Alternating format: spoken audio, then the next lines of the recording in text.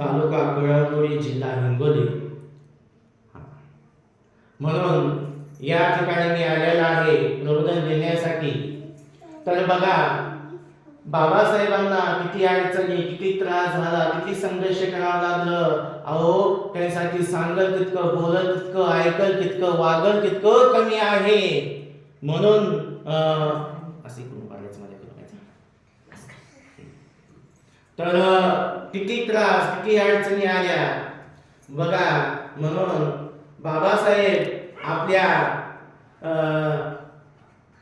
भीम माझा जिजला नसता, तर आमचा हा ध्येय कधी सजला नसता.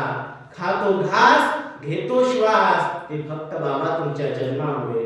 एवढी अपाट माया आणि जाईल कशी वाया.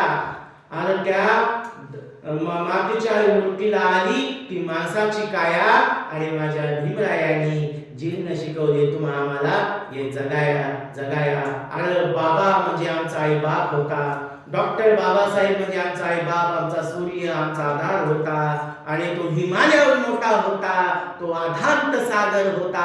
आणि त्यांसाठी श्वास सुद्धा कमी आहे. आणि आम्हाला जन्म मिळाला हे बाबासाहेबांमुळं आम्ही सुखात जगतो, आनंदानं जगतो.